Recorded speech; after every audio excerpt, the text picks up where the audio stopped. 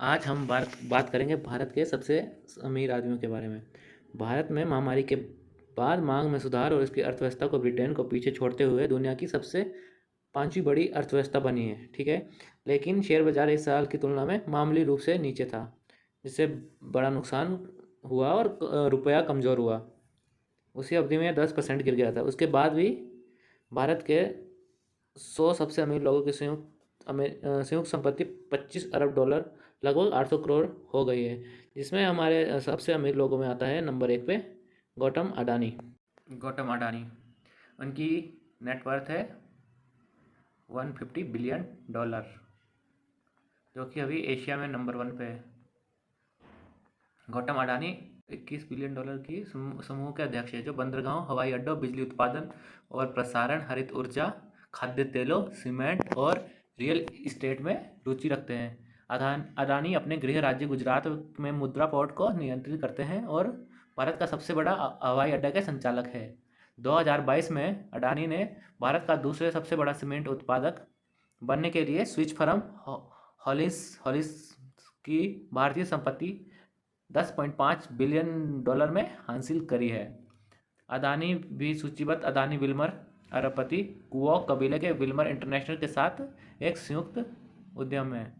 Adani green energy का दुनिया में सबसे बड़ा उत्पादक बनना चाहते हैं और उन्होंने ग्रीन एनर्जी परियोजनाओं के लिए 70 बिलियन डॉलर तक का निवेश करना है। ये बेसिकली गुजरात से बिलोंग करते हैं। Second richest person of India, Mukesh Ambani की कुल संपत्ति है 96 बिलियन डॉलर। ये रियल टाइम है। और Mukesh Ambani 104 billion dollar Reliance industry चलाते हैं, जिसका पेट्रोकेमिकल्स, तेल और गैस दूरसंचालन खुदरा क्षेत्र में रुचि है। रिलायंस की स्थापना उनके पिता धीरूभाई अंबानी ने 1966 में एक कपड़ा निर्माता के रूप में की थी, जो एक सूत व्यापारी थे। 2002 में उनके पिता की मृत्यु के बाद अंबानी और उनके छोटे भाई अनिल पारिवारिक साम्राज्य को विभाजित कर दिया गया था। रिलायंस ने 2016 में 4G फ़ोन और ब्रॉडबैंड सर्विस को जियो को लॉन्च किया और टेलीकॉम प्राइस वार छेड़ दिया, जिसमें उन्होंने इंडिया में नेट को बहुत सस्ता कर दिया था।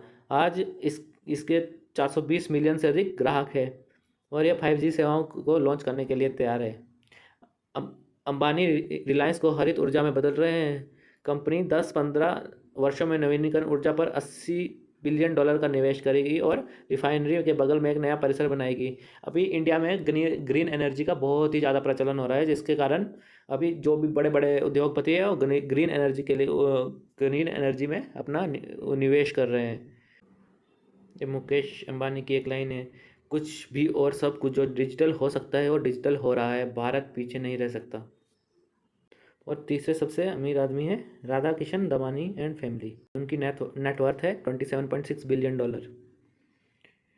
दिग्गज मुंबई निवेशक राधा किशन दमानी मार्च 2017 में अपनी सुपरमार्केट चेन एवेन्यू सुपरमार्केट के IPO के बाद भारत में रिटेल किंग बन गए। ये रेवेन्यू में आते हैं डी मार्ट वगैरह जो भी रहते हैं वो उनके ही है। दमानी ने 2002 में उपनगरीय मुंबई में एक स्टोर के साथ खुदरा बिक्री शुरू करी थी। आज पूरे भारत में उनके 294 डी मार्ट स्टोर है। तो ये डी मार्ट के जो भी स्टोर है वो सारे दमानी के। दमानी के पास तंबाकू फर्म VST इंडस्ट्रीज से लेकर सीमेंट निर्माता इंडिया सीमेंट तक की कंपनियों में हिस्सेदारी है।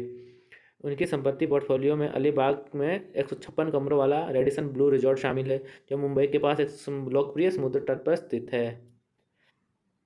ये भारत के तीसरे सबसे अमीर आदमी हैं और दुनिया में 78वें हैं।